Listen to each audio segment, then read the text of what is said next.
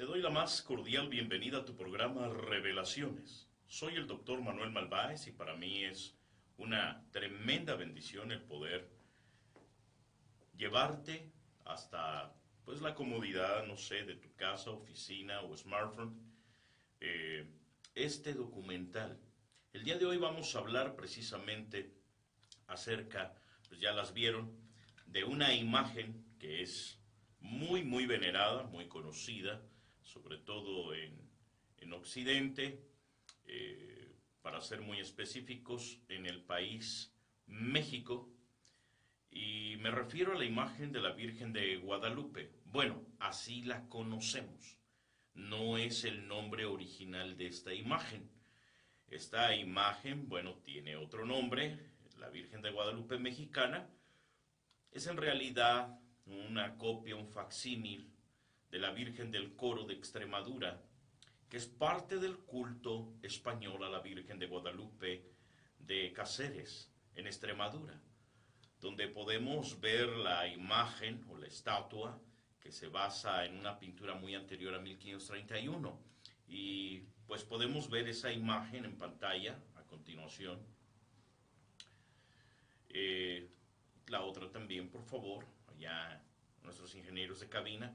Estas imágenes, la que usted está viendo de mi lado derecho, eh, es la imagen original y es una imagen que te puedes dar cuenta que está sosteniendo a un niño.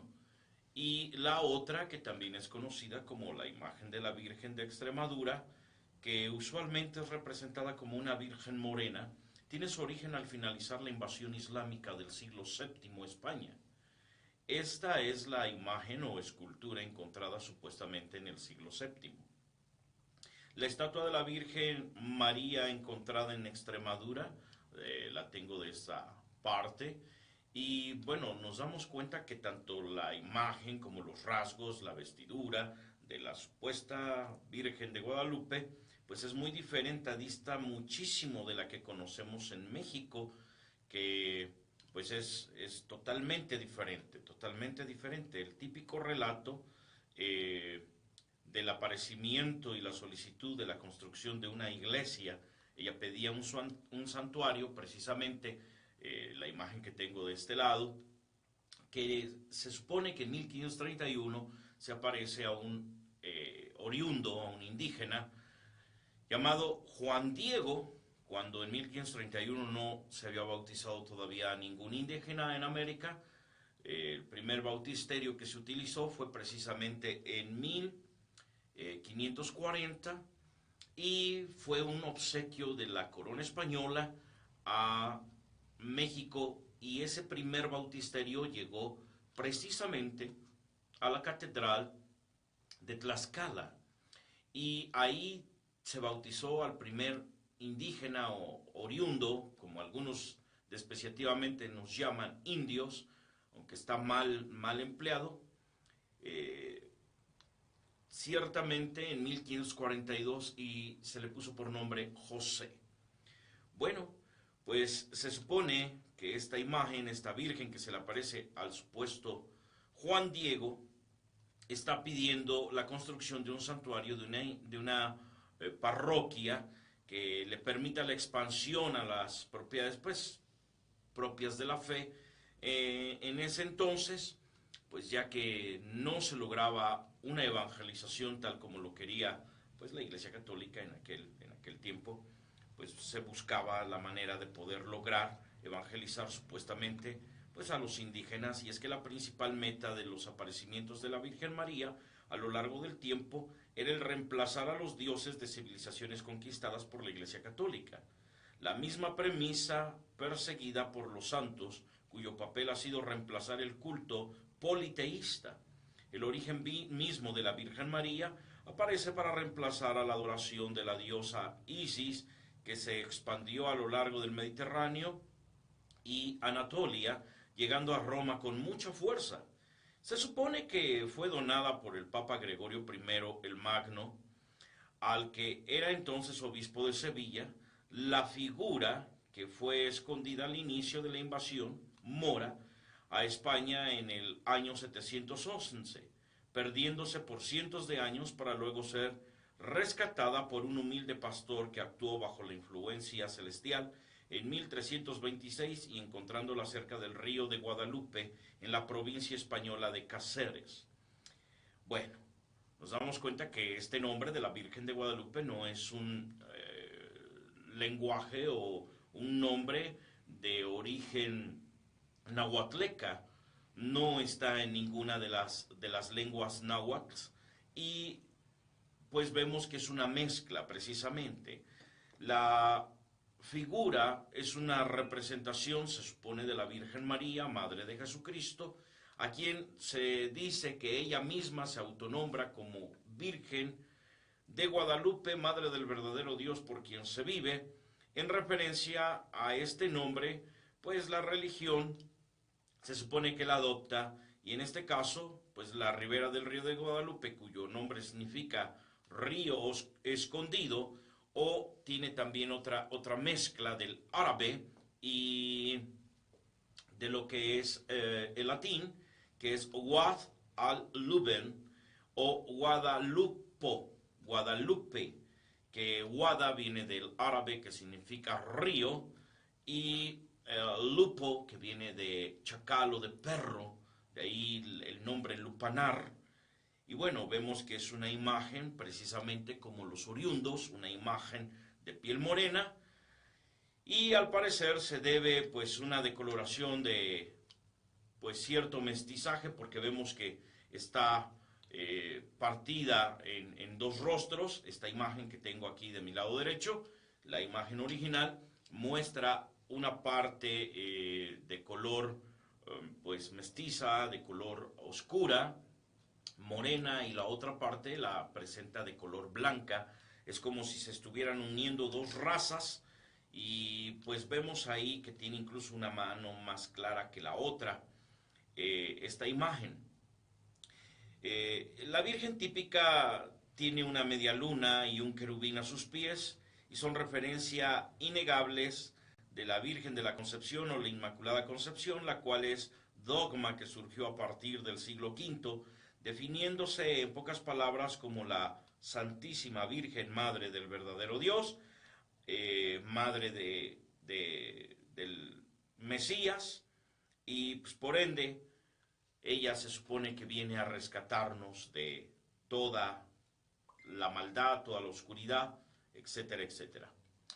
Pero bueno, hay una investigación más profunda que nos va a ayudar a comprender precisamente el verdadero origen de esta imagen, que no es nahuatleca, no es de raza indígena, es una imagen 100% árabe, de hecho es musulmana, y se ha introducido dentro de la religión católica romana, y pues lamentablemente tiene otra connotación según la raza nahuatleca. Vamos a ver qué dice la historia de los aztecas acerca de esta virgen llamada Guadalupe.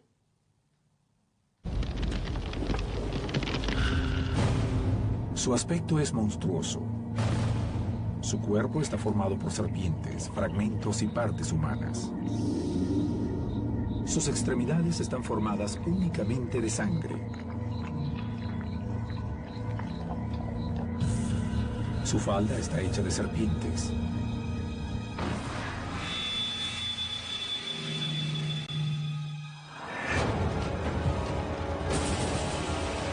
Para Occidente, es un monstruo terrible. Para los aztecas, es Tonantzin, su madre. Este es el mito de la diosa azteca que los evangelizadores no pudieron comprender y no lograron impedir que se transformara en la patrona de México, como uno de los íconos máximos del catolicismo. La Virgen de Guadalupe. Un embarazo milagroso la ha expuesto a la furia de sus otros hijos. Han decidido matarla en el momento en el que esté dando a luz. Ella la Madre Suprema, la diosa de la tierra, aguarda su trágico final. Su aspecto monstruoso no la salvará de la ira de su familia.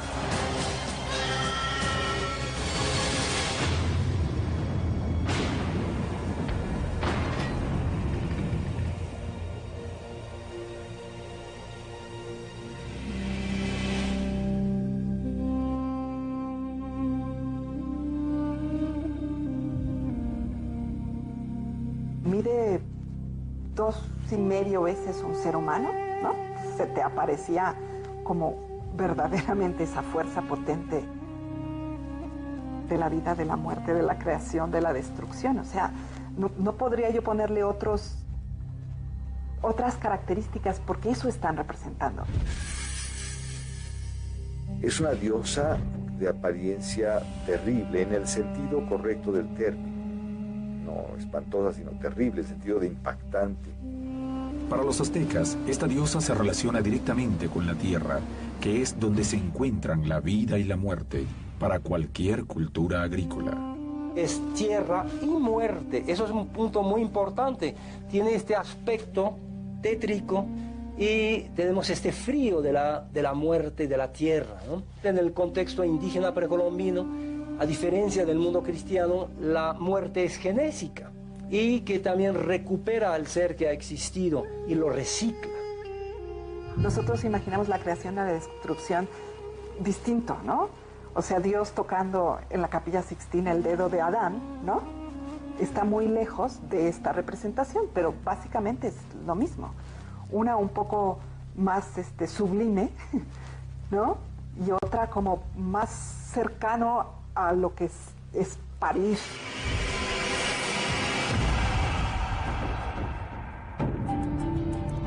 Pero su aspecto no fue siempre el monstruoso con el que pasó a la prosperidad. Como todos los dioses aztecas antes de la creación del mundo, ella habitó la mítica ciudad de Teotihuacán. Allí, cada dios cumplía con una tarea específica. Ella había sido la diosa seleccionada para crear vida, para llenar el cielo de astros. La joven Coatlicue, dueña de una belleza encantadora, eclipsó a varios dioses con sus encantos, hasta que finalmente decidió casarse con Mixcoatl, uno de los hijos del Señor de la Creación.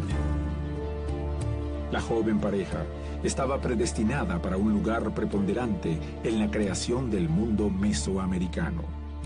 En poco tiempo, la pareja tiene una vida sobrehumana. Tuvo 400 hijos. ¿Quiénes son? Las estrellas, los seres celestes, los Payú. La palabra 400 se utiliza para significar muchísimos. Es un término que significa una gran cantidad. Como cualquier madre humana, Coatlicue comienza a sacrificarse por sus hijos. Lo que ella ignora es que ellos serán su propia perdición.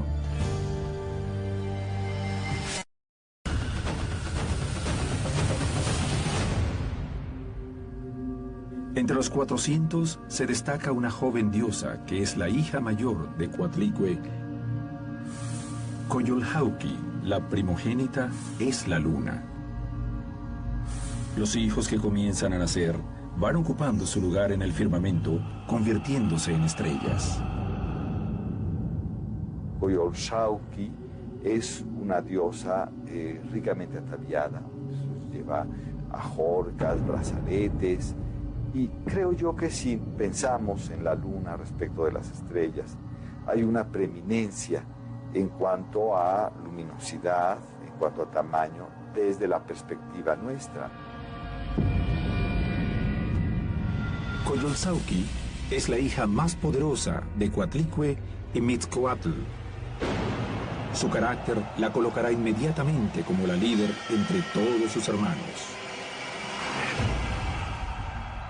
Coatlicue y Mixcoatl han cumplido con la primera misión que les ha sido encomendada. Ellos han poblado los cielos de estrellas. Están felices. Es hora de que la diosa madre y su esposo descansen en Teotihuacán, la ciudad de los dioses aztecas. Esta ciudad, ubicada a pocos kilómetros de Tenochtitlán, la capital del imperio, según las leyendas aztecas, había sido antiguamente la residencia de sus propios dioses. Teotihuacán fue una ciudad enorme, o sea, en su tiempo, ¿no? En el 300 de nuestra era, más grande que Roma. Era posiblemente la ciudad más grande del mundo. Era una ciudad multiétnica que había encontrado una manera de absorber a la gente y hacer un crisol de ellas, de una riqueza increíble. Teotihuacán, una ciudad muy anterior al Imperio Azteca, comenzó a construirse aproximadamente en el año 100 a.C.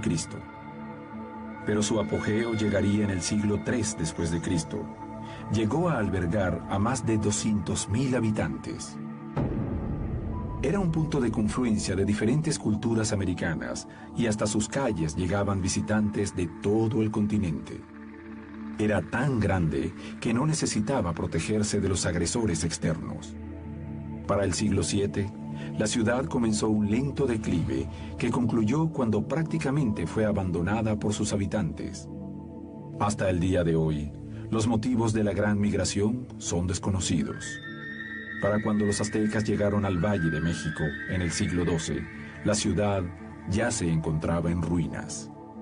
Ante la grandeza de sus construcciones, el imperio naciente no pudo dejar de nombrar a esta ciudad como el lugar de donde provenían sus dioses. Todas las ciudades mesoamericanas reflejan la primera historia de la creación. Entonces estas grandes pirámides son la representación de la primera tierra. Son monumentos que marcan el tiempo, a partir de los cuales puedes observar el sol y puedes organizar la vida de tu comunidad. Y eso era Teotihuacán. Tenía la pirámide del sol, la pirámide de la luna, con todas sus historias míticas, la calzada de los muertos, con todos sus edificios, y después barrios y barrios y barrios y barrios. Este sitio maravilloso era para los aztecas la morada de los dioses. Allí estaban sus templos y el lugar a donde debían dirigirse. Así que allí arriban Coatlicue y su esposo Mixcoatl. La vida le sonreía a la joven pareja, sin embargo, no será así para siempre. Coatlicue ocupa su lugar entre los dioses. Ella ha cumplido con su mandato, cubrir el cielo de estrellas. Sin embargo, una tragedia está a punto de ocurrir. Coatlicue comienza a sospechar de su esposo y empieza a seguirlo a escondidas. En ese momento, descubre que él la engaña con una mujer. La vida de la diosa y de toda su familia está a punto de cambiar para siempre.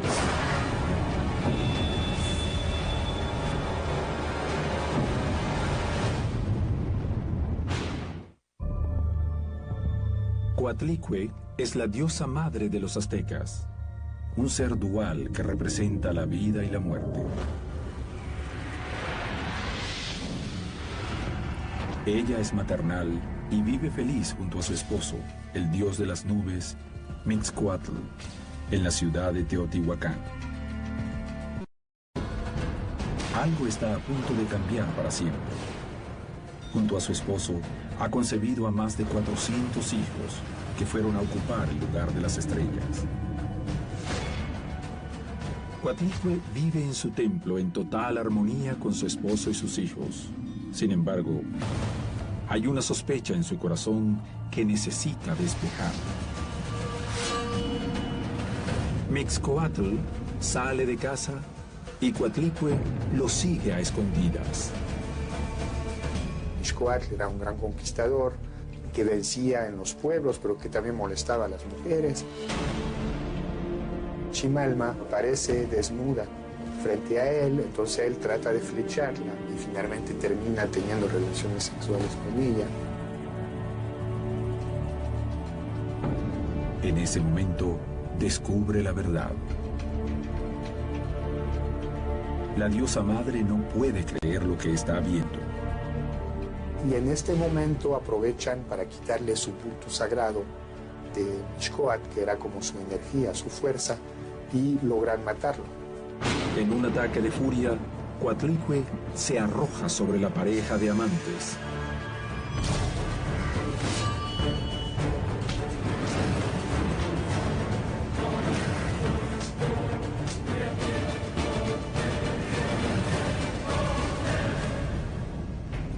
Mixcoatl ha muerto en manos de Coatlicue. Chimalma ha logrado escapar. La diosa madre está devastada. Coatlicue, la diosa madre, la hacedora de la vida, ha cambiado. Ya no es la bella joven. Sin su esposo, la alegría se ha transformado en pesar. Ha cambiado su vida.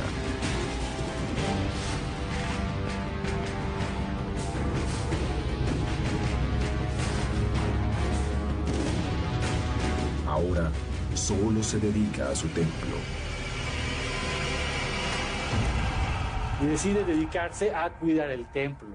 Ella sea en la misma Tula o cerca de Tula, en un lugar que se llama Coatepec, que a la letra es el Cerro de la Serpiente. Coatepec, en realidad es el nombre de las pirámides en general, de los grandes templos. Es un lugar sagrado y ella se dedica a barrer, que es un acto de penitencia.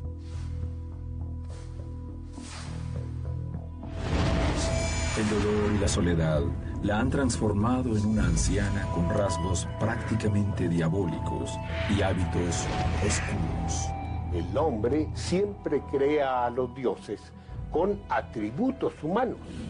Se concibe al dios como alguien humano, con amores, con odios, con deseo de venganza, con necesidad de adoración.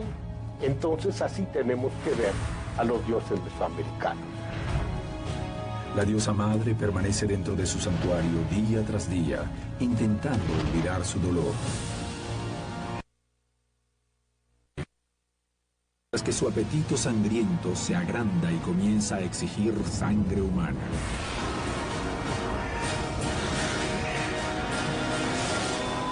Queda como una deidad a la que hay que alimentar. Esto implica que tienen que estar siempre a través del ritual haciendo sacrificios para poder sostener y mantener a la tierra. La vida de la diosa comienza a volverse rutinaria y oscura. Ella misma se encierra en su dolor. Coatlicue piensa que su vida ha terminado, que sus días pasarán dentro de su templo. Sin embargo, un hecho milagroso cambiará para siempre la rutina de la diosa.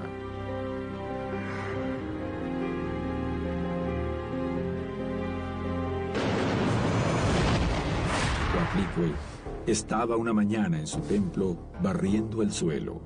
En Mesoamérica, barrer los templos, mantenerlos limpios, era una forma de adorar a los dioses. Entonces ella es una especie de sacerdotisa y como está al servicio de los dioses, pues debe guardar celibato. Lo está barriendo para tenerlo limpio y metafóricamente alejarlo del pecado. El pecado es basura, el pecado es polvo. Entonces barrer es sacar el pecado. Un colibrí entró por una ventana y dejó en el piso una bella bola de plumas turquesa. Interesantísimo, ¿verdad? Vaya que es interesante.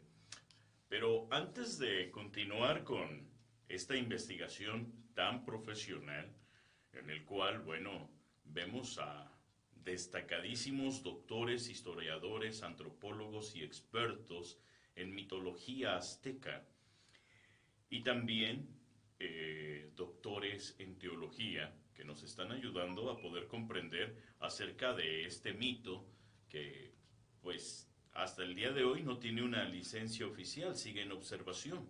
Hay una segunda prueba. Cristóbal Colón, en su segundo viaje a lo que luego se definiría como las Américas, recordemos que el descubrimiento se le atribuyó a un estafador llamado Américo Vespucio en 1493, y el 14 de noviembre se descubriría la isla que Colón nombraría como Guadalupe. El nombre es en honor a la Virgen de Extremadura.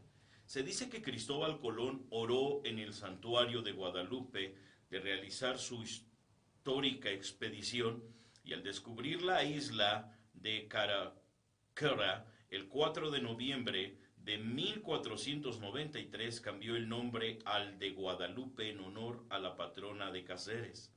En 1635 la isla de Guadalupe es una colonia francesa.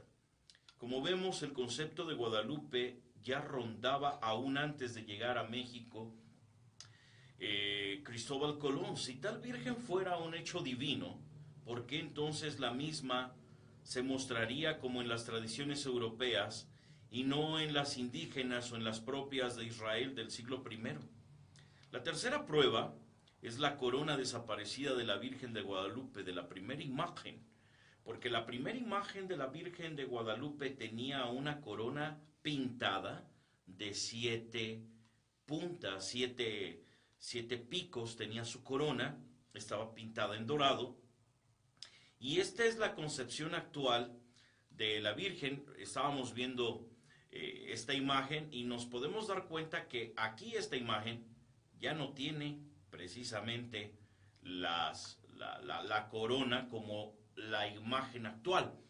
Ahorita al final vamos a ver una imagen actual de el supuesto ayate de la Virgen de Guadalupe y no se parece en nada. Hay muchísimas imágenes a lo largo de la historia y precisamente no es la misma. La que está actualmente en la basílica no es la original que se presentó supuestamente en 1666 por el sacerdote Miguel Sánchez, canónigo de Guadalajara, quien manda pintar la imagen por mano del indio Marcos de Tlapacoya en 1666, y él es el autor del Nican Mopohua, de las supuestas apariciones de la Virgen, el Códice de las Apariciones, y pues nos damos cuenta precisamente de cómo van cambiando pues todos estos aspectos con referencia a la Virgen supuestamente de Guadalupe. La cuarta prueba es la estatura del supuesto indígena Juan Diego.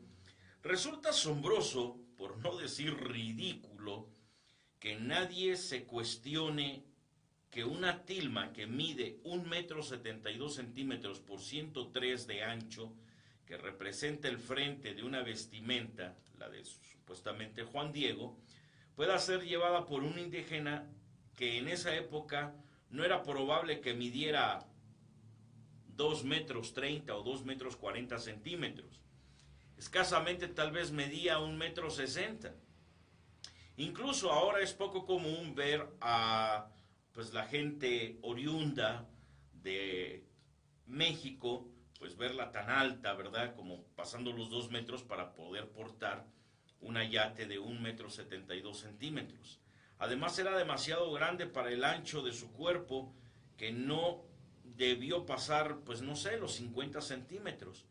Se supone que el ayate que usaba de vestido en la historia de este supuesto milagro de las Rosas era como una toga que cubría el frente y la espalda, por lo que debió quedar un área en blanco correspondiente al área de la espalda. ¿O acaso lo cortaron?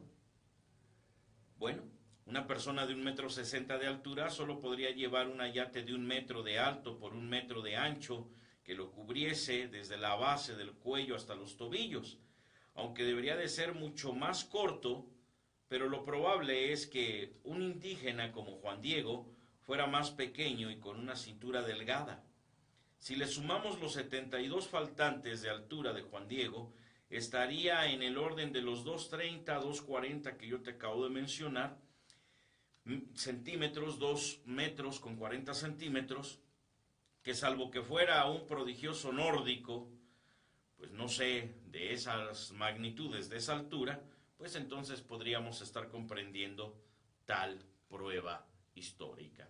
Pero vamos a regresar a nuestra investigación. Está ahí y ve un plumón, emblema de los pájaros, etc. La diosa asombrada tomó la ofrenda agradecida y la guardó en su regazo. Es el cielo que se está manifestando de alguna manera, una cosa celeste, y es terrestre. Entonces está conjuntando cielo con tierra. Cuando termina sus labores, dice, pues voy a buscar mi plumón.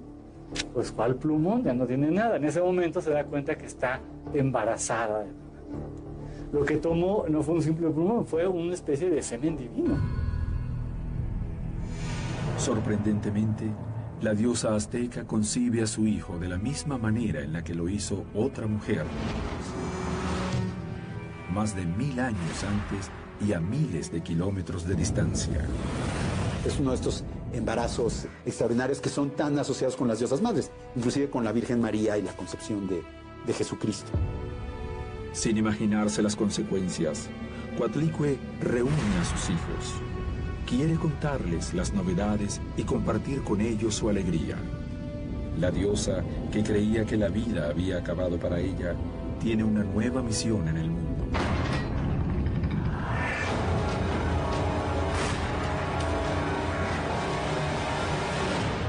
En su seno, lleva a un nuevo dios, al que seguramente le aguardan grandes proezas. Sin embargo, Coatlicue no se imagina cómo reaccionarán sus hijos. Como ya es una matrona respetable, cuando sus hijos se enteran, montan en cólera. Porque dicen, bueno, madre nos va a poner en vergüenza, ¿no? La madre ya debería estar dedicada nada más a la costura, ¿verdad? Cosas decentes, a oración, y quién sabe con quién se habrá metido para estar preñada. No le hacen caso, no le creen lo del plumón. Coatlicue está destrozada. Sus hijos no aprueban su embarazo y la acusan de ser adúltera. Su alegría se transforma en temor. Ella se queda sola. Sabe que sus hijos son capaces de cualquier tipo de venganza. Lo toman como una afrenta a su honor porque les parece que la diosa rompió el celibato que debía guardar por estar dedicada al culto a los dioses. Y entonces deciden irla a matar. La deshonra para los aztecas solo se paga con la muerte. ¿Quiénes son sus hijos? Las estrellas, los Tzemtzonhuitznahuac, los 400 estrellas del sur, y encabezado por una de sus hijas. Son 401 en realidad, porque son 400 sureños, los Huitznahuaque, o los espinosos, y Coyolxauhqui, la diosa del caracol de la luna, que es la hija mayor. Coyolxauhqui decide matar a su madre y comienza a organizar a sus hermanos, los Tzemtzonhuitznahuac, para llevar a cabo su objetivo. En realidad, a todos menos uno.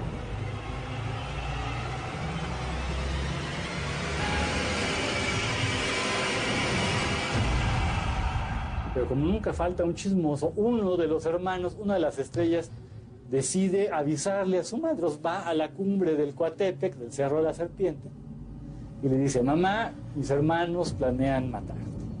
La otra pues se acongoja, sufre. Coatlicue cree estar sola. Sin embargo, en ese momento ocurre un segundo milagro. Desde su vientre le llega la consolación que no encuentra en el mundo. Su hijo no nato le habla. Coatlicue, la diosa madre más conocida, es famosa por ser la madre justamente de Huitzilopochtli, el dios patrono de los mexicas. Mientras que la feroz Coyolxauhqui prepara el ataque sobre su madre, Huitzilopochtli crece y planea la defensa. Además de su hermana mayor, deberá enfrentar a los 400 Huitzinahua. Ya cercano el momento en que nazca el niño, es un dios por supuesto, cercan a Coatlicue en un monte sagrado, en el Coatepec, en el Cerro de la Serpiente. Y justo antes de nacer, cuando ya se acercan los Tzemtzonhuitznahuac, Coyolxauhqui, se acercan a Coatlicue, el niño que lleva en sus entrañas le habla y le dice: no temas, yo te defenderé. Coyolxauhqui avanza con firmeza delante de su ejército, formado por sus hermanos, hacia el lugar en el que se encuentra su madre. Coatlicue los ha deshonrado y ahora debe morir bajo su espada. La diosa madre está resignada y ha dejado su santuario. Se oculta en una de las laderas del Coatepec. Ya está a punto de dar a luz. Allí aguarda pacientemente su muerte. Sabe que ella sola no puede hacer nada contra la ira de todos sus hijos. Coatlicue, la diosa madre de los aztecas, aguarda con resignación su trágico destino. Un ejército formado por sus hijos avanza hacia ella. Son más de 400 dioses furiosos que están dispuestos a todo. A su cabeza se encuentra Coyolxauhqui, la hija mayor de Coatlicue. Coatlicue solo se aferra a un milagro. Desde su vientre, el hijo que crece, el futuro dios de la guerra de los aztecas, Huitzilopochtli, ha prometido protegerla. Pero él ni siquiera ha nacido.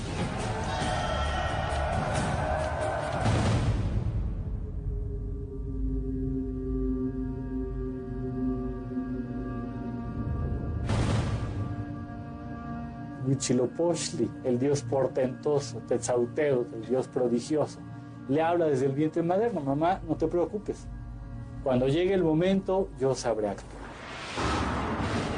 Coyolxauhqui tiene rodeada a Coatlicue, que se encuentra en el monte Coatepec, el monte de la serpiente. La diosa de la tierra aún no ha parido. Está desahuciada, pero confía en la promesa que le ha hecho su hijo no nato. Pero, ¿pudo haber existido el escenario de esta terrible batalla? ¿Este feroz instinto de matricidio?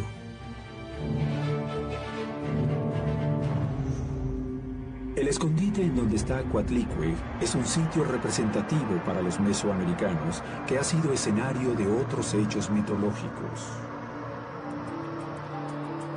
Se considera que la representación de Coatepec es el templo mayor de Tenochtitlan. Ubicado en el centro de Tenochtitlán, el templo mayor era la construcción más grande de la ciudad, el punto de confluencia de la vida religiosa y política de los aztecas. Es muy posible que Coatlicue, el monolito que conocemos nosotros, estuviera en la parte superior del templo, flanqueando de manera pareada dos monolitos iguales a cada lado del templo mayor. Sobre el templo mayor, los españoles construyeron la Catedral Metropolitana de México. Hasta este lugar habría llegado Coyolxauhqui para buscar a su madre. Existen pruebas que así lo consideraban los aztecas. Lo que dio la pauta para ello fue el que se encontrara el espléndido monolito de Coyolxauhqui en el templo mayor. Y no es extraño que esta batalla estuviese a punto de desarrollarse en el lugar en donde los aztecas realizaban la mayor parte de sus sacrificios humanos.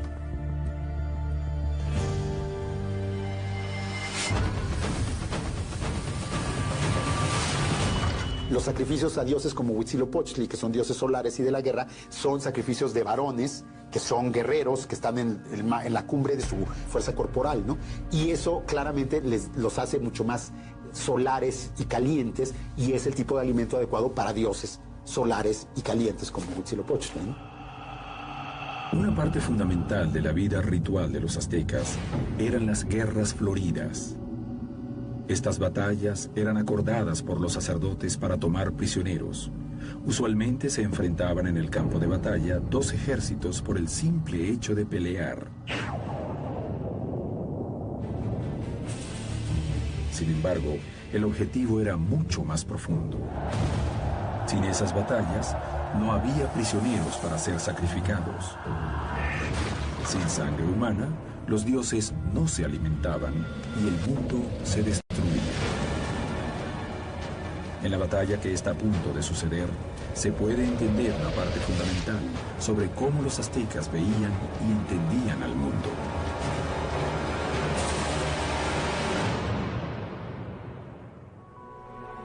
Cuatrocientos sureños van a atacar a una mujer que consideran inerme.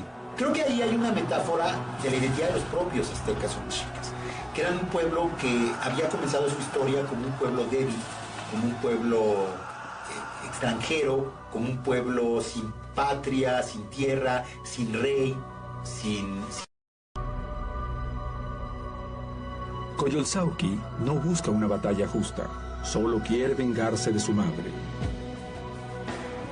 El resultado de la contienda parece obvio. Sin embargo, es el motivo por el que Huitzilopochtli adquirirá gran parte de su fama.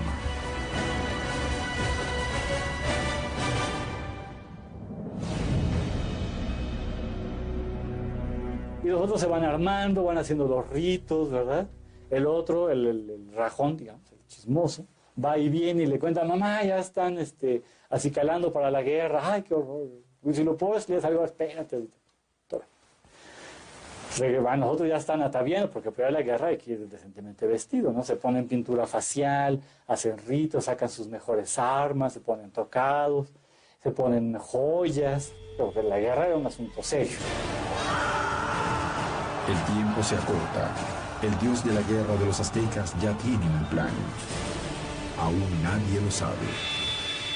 Coyolxauhqui ya está sobre el cerro Coatepec. Según parece, la historia de Huitzilopochtli está por terminar antes de haber comenzado. Sin embargo, Huitzilopochtli no está dispuesto a incumplir con la promesa que le ha hecho a su madre. En un instante comienza el parto de Coatlicue, pero no será un nacimiento normal.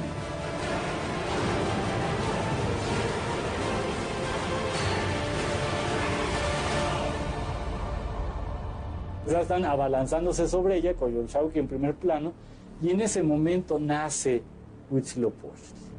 Nace, al igual que Palas Atenea, ¿verdad? Se nace adulta y armada, que nació de la cabeza de Zeus, y nace del vientre de su madre, pero ya como adulto y ataviado como guerrero.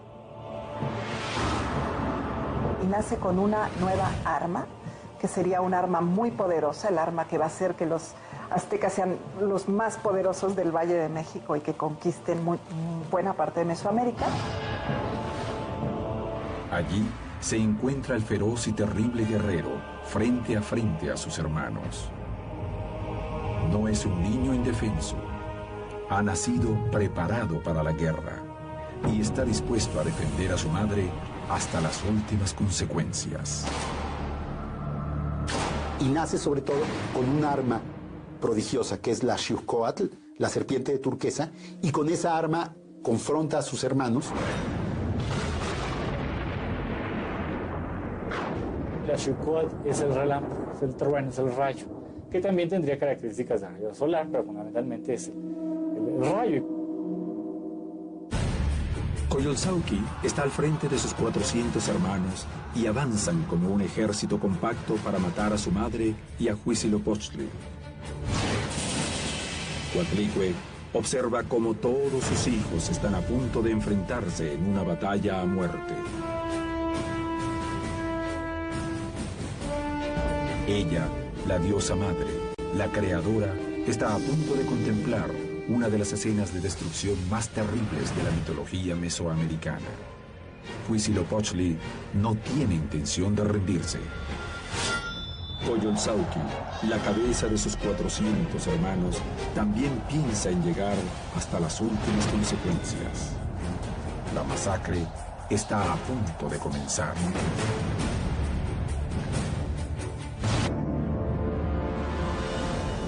Coatlicue es la diosa madre de la mitología azteca. Ha tenido una terrible vida llena de muertes y traiciones. Está a punto de pasar por el peor momento de su existencia. Ella se encuentra en la ladera del monte Coatepec. Acaba de dar a luz a su último hijo, Huitzilopochtli, el dios de la guerra de los aztecas.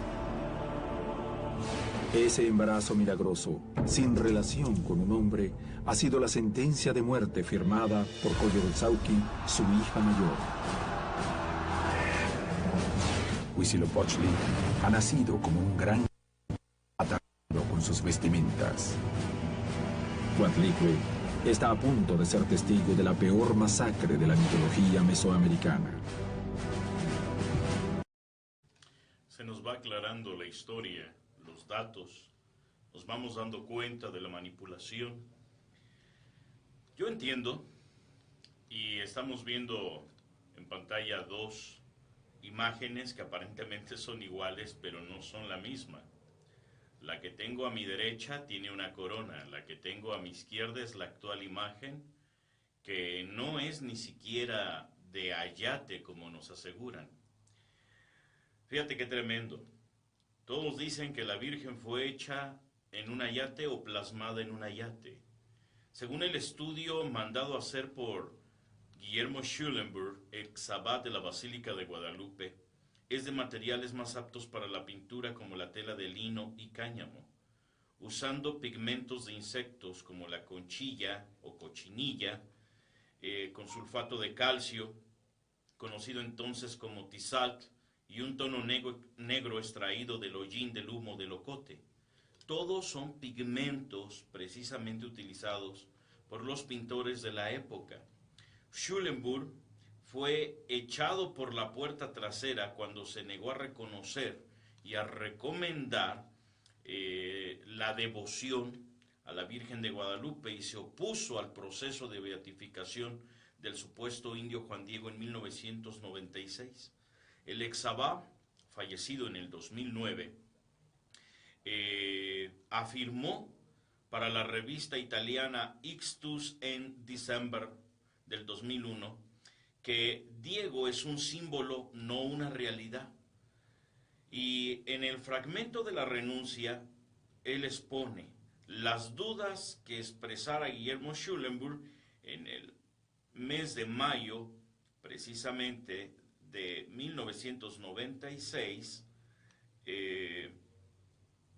dice aquí, en tomo al milagro guadalupano, reavivaron el encono al interior de la jerarquía católica por el manejo de los recursos y la administración del principal santuario mariano, y también trascendieron la influencia religiosa que en millones de peregrinos tiene la imagen de la Virgen de Guadalupe. Schulenburg se echó a cuestas la lápida de su carrera eclesiástica cuando declaró a la revista italiana 30 Giorni que la existencia de Juan Diego era un símbolo y no una realidad, y encendió los ánimos de la cúpula religiosa cuando aseguró que la imagen de la Virgen de Guadalupe era producto de una mano indígena y no de un milagro.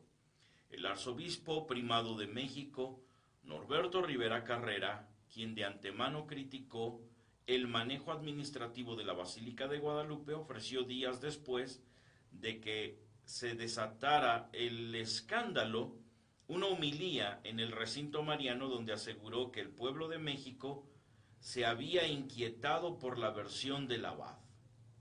Pero si nosotros le mostramos cómo es una tela de ayate que tiene los poros muy abiertos, que es imposible de poder plasmar con la delicadeza con la que está supuestamente esta imagen representada y que nos dicen que pues es de un ayate, lo que vemos es que realmente está hecha de lino.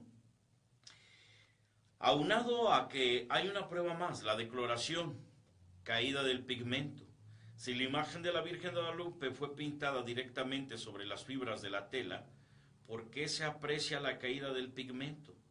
La pintura tiene claros relieves, zonas decoloradas, incluso podemos apreciar zonas donde la pintura ha sufrido procesos químicos, mostrando que ésta se ha escurrido o fusionado. Problemas con la humedad generalmente, con el polvo, etcétera, ciertos hongos, con los componentes de la fórmula de la pintura. Notemos en esta imagen precisamente toda esa decoloración que se está dando a causa de los pigmentos. Hay una prueba más, el estudio mandado a hacer por Norberto Rivera y autoridades de la Basílica.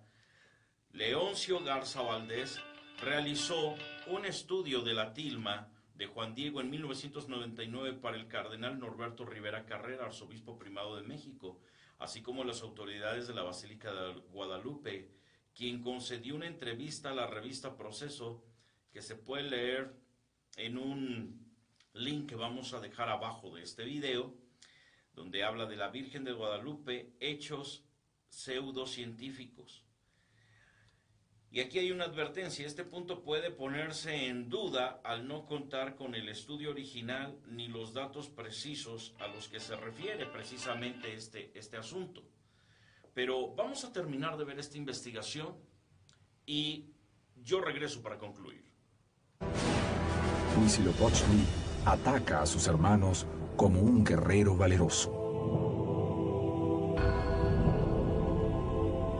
Y también armado con la Xiuhqo, la serpiente de turquesa, que serían las traducciones, o serpiente de fuego. Con ese rayo ataca a sus hermanos. Su objetivo es enfrentarse a Coyolxauhqui, la líder de la rebelión. Se inicia una lucha en la cual perecen muchos de sus hermanos.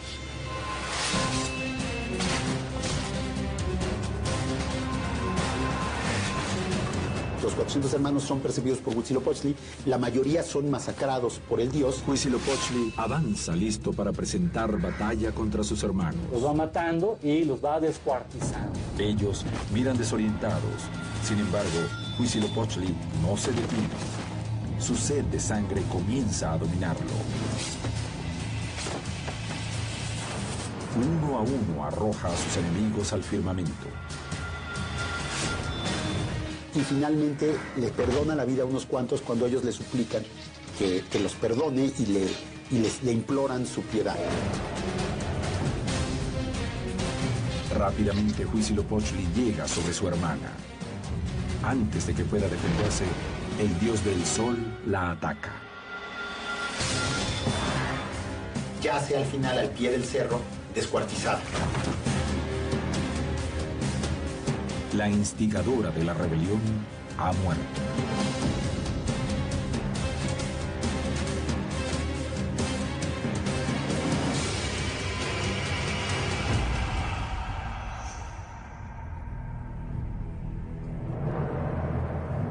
Después de la batalla, el dios de la guerra toma a su madre y juntos regresan al santuario de la Casa Negra. Acaba de nacer el dios más implacable de Mesoamérica, al que los conquistadores españoles, siglos después, emparentarán con el demonio.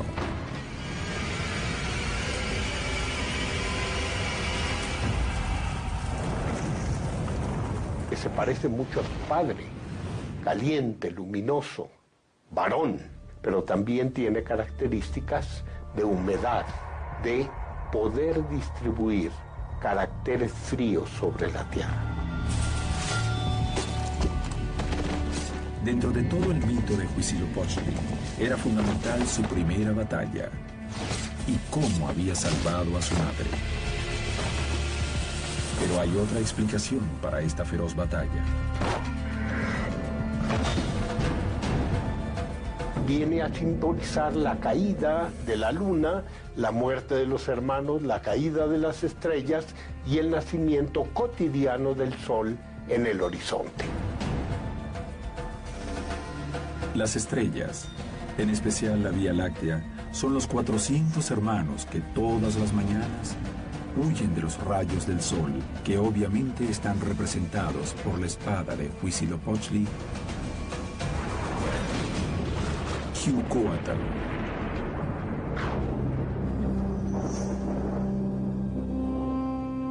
Coatlicue ha dado a luz a un ser fundamental dentro de la cosmovisión azteca. Y sin quererlo, le ha dado orden al mundo. Coatlicue escapa el sacrificio, pero su hija es sacrificada. Aquí el mensaje que se nos está dando es que los órdenes cósmicos, el cosmos ordenado es masculino. Y que para poder ordenar el cosmos se tiene que sacrificar, desmembrar y destruir a las mujeres, pero que por otro lado el cosmos está hecho de la materia de las mujeres. O sea, la tierra está hecha del cuerpo de Tlahtecutli y de alguna manera Huitzilopochtli, su poder nace de la derrota de su hermana Coyolxauhqui. La dualidad de la vida y la muerte, parte fundamental de la cosmovisión azteca, está presente con mucha fuerza en este relato. Hasta el día de hoy, la vida y la muerte están íntimamente relacionadas en la cultura azteca. Hay un conocimiento de la naturaleza y un intento de, pues, gestionar la fuerza brutal que tiene. Ellos no se sienten víctimas de nada. Ellos saben que viven en un universo que puede todo el tiempo perecer, porque el cielo puede caer sobre la tierra y el tiempo se acaba. Coatlicue es justamente quien da la vida cada vez que hay una nueva creación.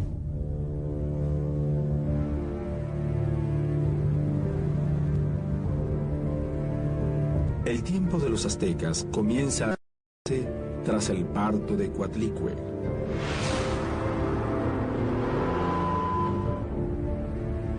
Esta batalla no ha tenido lugar de una sola vez. Todas las madrugadas se recrea y se regenera. Cada vez que un nuevo ciclo comenzaba, se ponía en juego la continuidad de la vida. Por eso, debían mantener fuerte a Huitzilopochtli. Él debía triunfar sobre las sombras, debía nacer de la diosa madre y vencer a su hermana. Para ello necesitaba alimentarse con sangre y corazones humanos.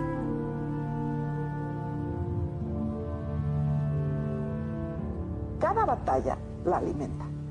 Cada vez que se le ofrece en sacrificio a Coatlicue la vida, ella la devora, ¿no? Y por eso está llena de calaveras y de corazones y manos, porque ella lo recibe como una ofrenda para que continúe la vida, y ella misma que lo recibe es la muerte, ¿no? Coatlicue está nuevamente en su templo.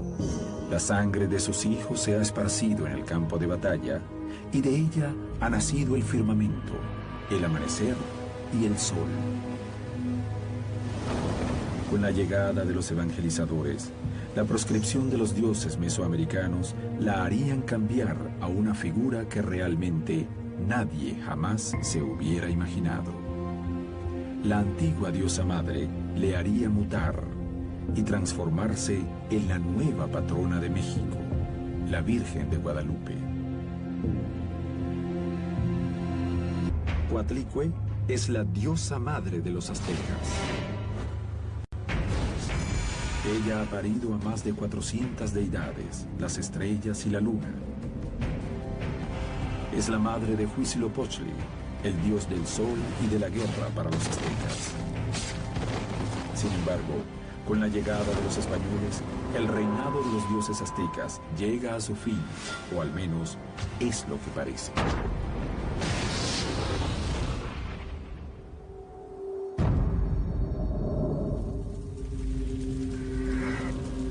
A esta diosa también le decían Tonantzin, nuestra madrecita, que va a ser el nombre que le van a dar los indígenas también a la Virgen de Guadalupe, ¿no?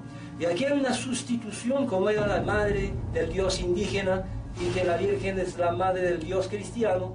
Hubo una especie de convergencia, no sé si fue realmente algo milagroso o si fue algo medio construido, pero el hecho es que una diosa, la Virgen, va a desplazar a otra diosa, Coatlicue.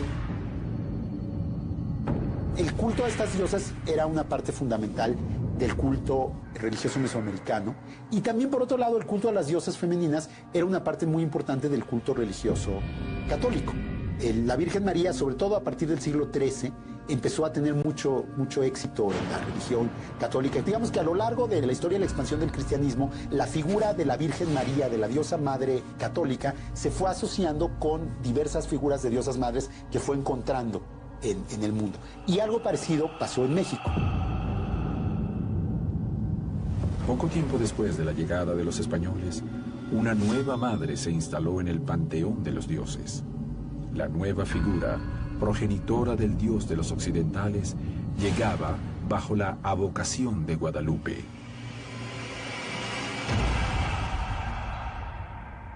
Desde muy temprano en el siglo XVI, los indígenas empezaron a acercarse a la figura de la Virgen María un poco como una continuación de sus diosas madres, y algunos sectores de la Iglesia Católica, de los evangelizadores, de los clérigos, fomentaron esta identificación porque era una manera de que el catolicismo ganara popularidad entre la población.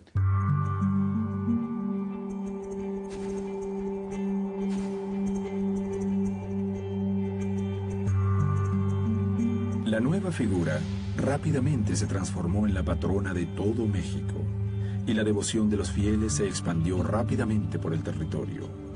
Sin embargo, los evangelizadores no sospechaban que debajo de su nueva figura, la antigua diosa continuaba vigente. Coatlicue tiene todo el horror de la muerte y tiene también todo ese cuerpo florido de cuando las estaciones cambian. La misma representación de Guadalupe hoy tiene esas dos fuerzas, porque todo su vestido rojo, rosa, está lleno de flores, y todo su manto azul está lleno de estrellas, Y entonces vuelve a tener ambas partes, ¿no? Al igual que la nueva imagen que han traído los nuevos conquistadores europeos, ella ha dado a luz a un Dios sin ningún contacto con un hombre. Las dos mujeres son madres, protectoras y veneradas por sus pueblos. Sin embargo, hay muchos más puntos de contacto. El culto a la Virgen de Guadalupe era un culto en el que participaban tanto los indígenas como los españoles, y era uno de los pocos puntos de encuentro que había entre los diversos sectores de la población novohispana, y a partir de ahí se convirtió de alguna manera en la patrona de la Nueva España y un poco en el símbolo de la integración religiosa de indígenas y de españoles.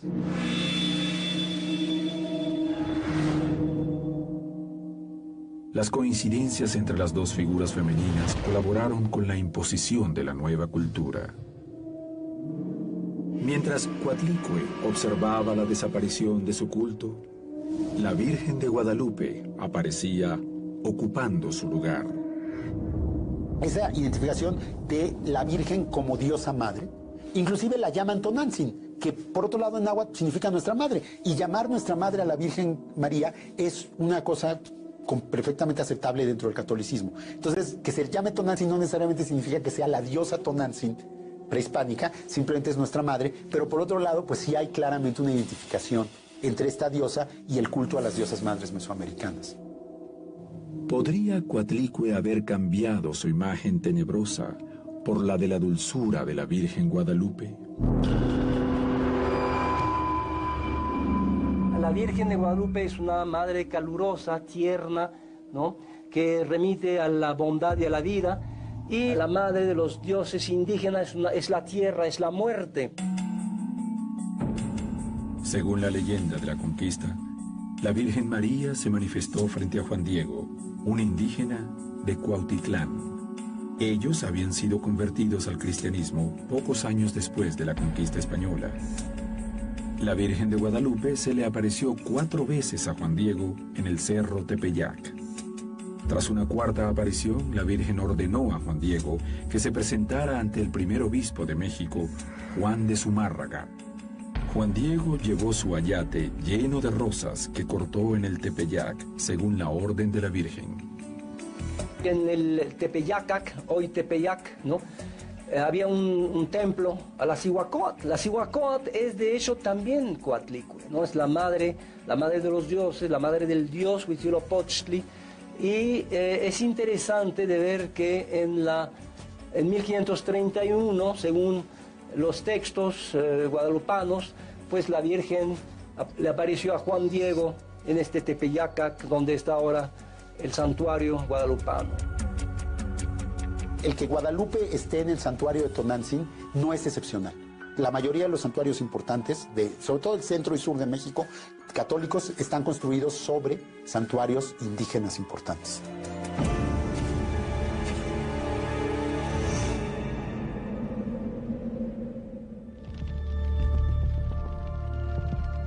De alguna manera, Coatlicue o Tonantzin, como la llaman los aztecas, que significa madre, continúa en el mismo lugar que era suyo desde el principio de los tiempos.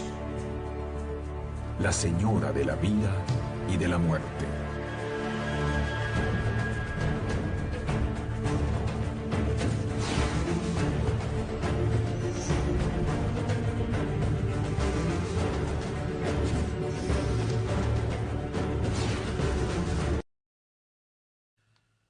Más claro, ni el agua, ¿verdad? Nos queda muy, muy claro. Y es que toda la historia basada en la supuesta imagen o pintura o revelación de Guadalupe en el Ayate está basada en un relato llamado el Nican Mopohua. Pero el relato tiene su origen más de 100 años después del milagro. Ni Izcalbalceta ni el historiador Sagún mencionan tal imagen, tal prodigio, tal milagro. Obvio que ellos, al ser de la época, debieron haber escrito. El relato en el que se basa esta aparición mariana, que se le da el estatus de divina a la pintura porque fue aparecida de manera milagrosa en el ayate de Juan Diego, esta imagen de la Virgen de Guadalupe aparece publicado hasta 1649 en el libro Huey Tlamahuicotica de Luis Lasso de la Vega, en el relato Nicán Mopogua. No existe ningún relato de la Virgen de Guadalupe o Señora del Tepeyac, según el supuesto relato de Juan Diego, desde 1531 hasta 1648. 118 años después de vacío, durante los cuales a la pintura no se le trató como una prueba divina, sino como una simple pintura. Cabe destacar que supuestamente el Nicán Mopogua menciona que el obispo, que fue el primer obispo de México, era Fray Juan de Zumárraga en 1531, pero cabe destacar que él no es nombrado o elevado a la categoría de obispo hasta 1540 y llega a México o América hasta 1548, 17 años después de la supuesta aparición y de que él presencia precisamente el milagro. Hay muchas historias con respecto al ayate, supuestamente, a los ojos que se pueden ver algunas personas, incluyendo al indio Juan Diego, que se puede ver también ahí a Fray Juan de Zumárraga, muchísimas teorías conspiracionales, pues tratando de defender este supuesto milagro. Pero no es así. El autor supuesto del relato, Antonio Valeriano, en 1522, a 1606, afirmó que un tal Juan Diego le contó la historia del milagro, del que no se tiene una certidumbre histórica de existencia, que luego Luis Lasso de la Vega recopilaría en su antología. Pero el autor más probable del relato y de la historia como una aparición divina es el padre jesuita Miguel Sánchez, quien escribió un libro sobre la aparición de Juan Diego, según el historiador Joaquín Iscalbalceta, en 1824, en su carta acerca del origen de la imagen de Nuestra Señora de Guadalupe. Ahora, no quiero que reflexionen en esto porque Fray Juan de Zumárraga, el testigo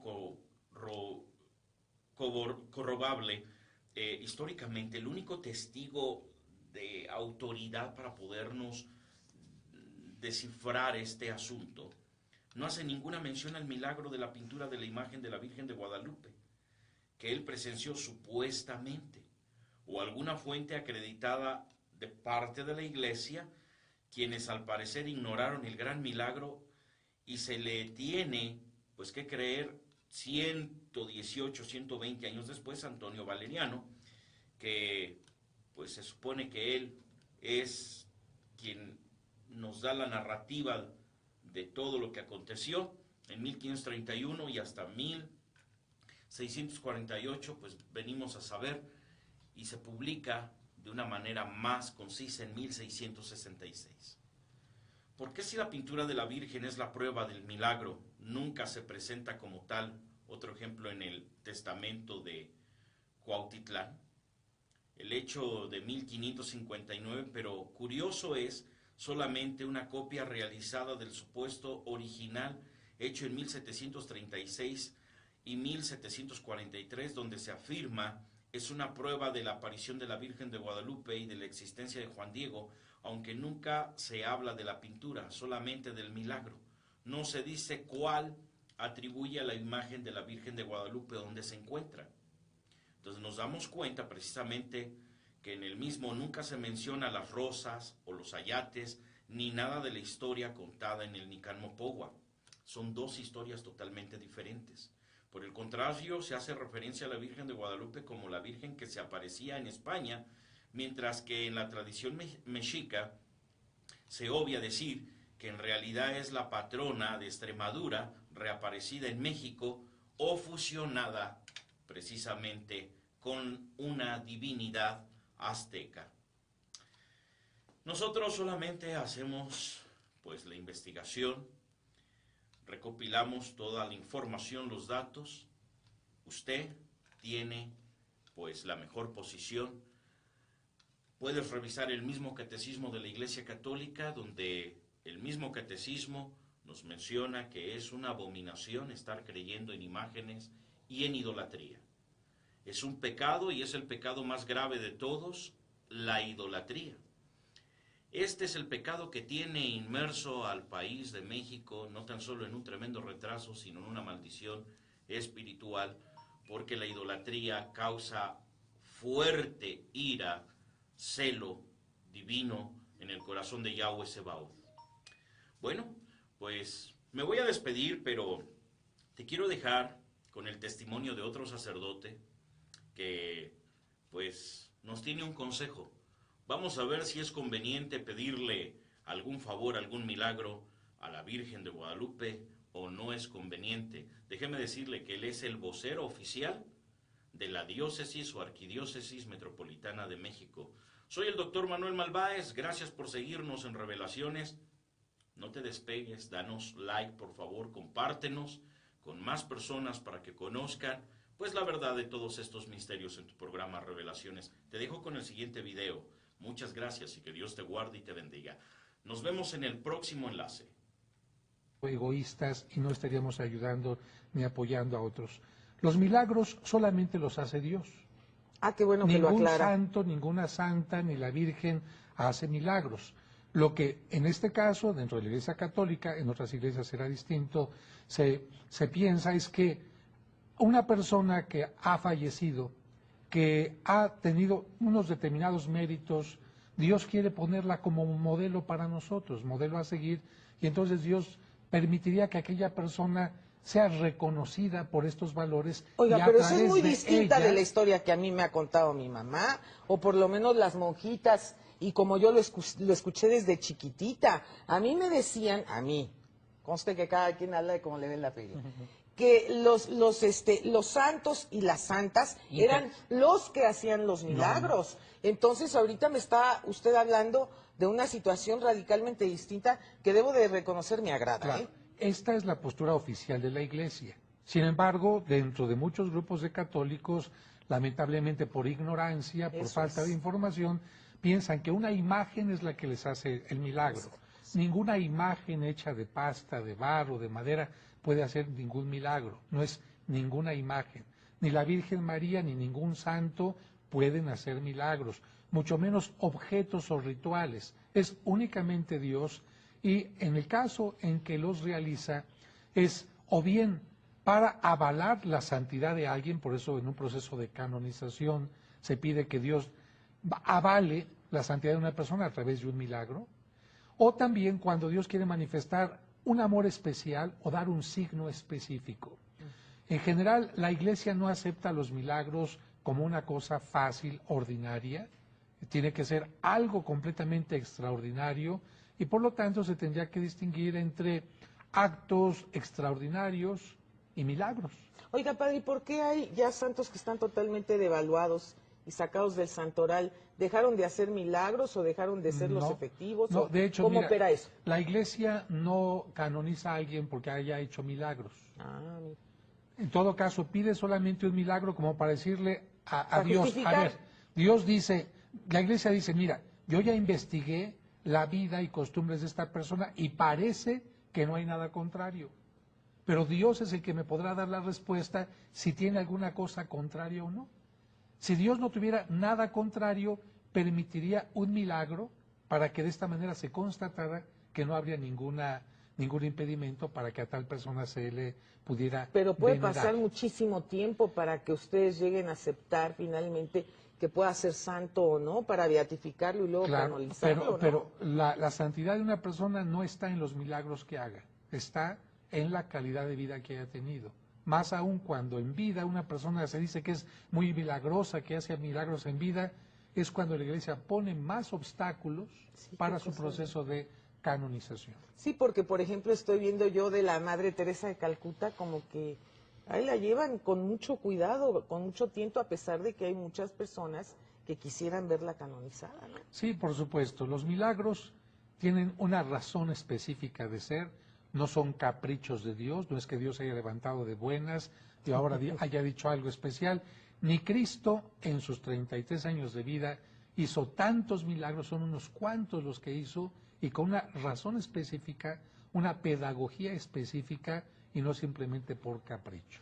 Padre, pero por ejemplo, ahorita que está hablando usted de que Dios es quien hace los milagros, ¿por qué suceden fenómenos o situaciones, me refiero en específico a un santo, San Juditas? Cada 28 de mes la iglesia y de Reforma Hidalgo se desborda de una manera tremenda, la gente asiste, la gente le pone milagros, le prende veladoras, le reza, y si entonces no es el mismo santo, en este caso San Juditas, el que hace un milagro, intercede por uno, ¿por qué tanta manifestación de la gente? ¿Por qué tanto devoto asiste? Y no nada más me refiero a él, me refiero a muchos santos. San Martín de Porres. O al que se le reza San para Antonio, que se lo ponen de cabeza para que agarre novio. O el del baile, que no sé. Yo creo que en todo esto... Y el San Benito. Sí, y el que se le bailan al San Ramón Onato. En todo esto ¿sí? tenemos que decir que hay una religiosidad popular. No son cosas impuestas por la iglesia, son más bien cosas que surgen desde el pueblo que la iglesia tendría que tratar de educar.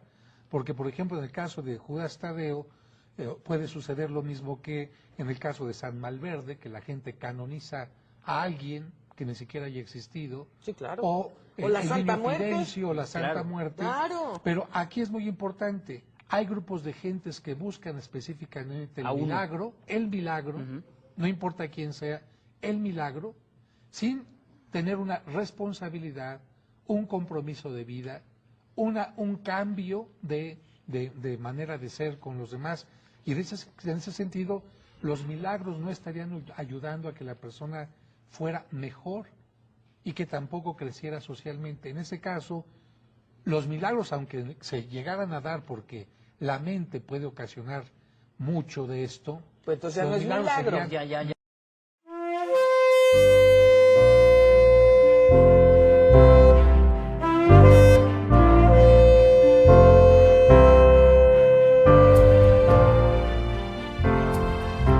Llegó la hora de ir más allá.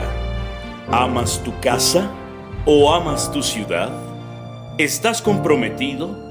Hay un reto para ti. Muchos son los llamados, pero pocos los escogidos. ¿Eres un escogido? ¿Eres 318? Son 318 valientes en todo el mundo.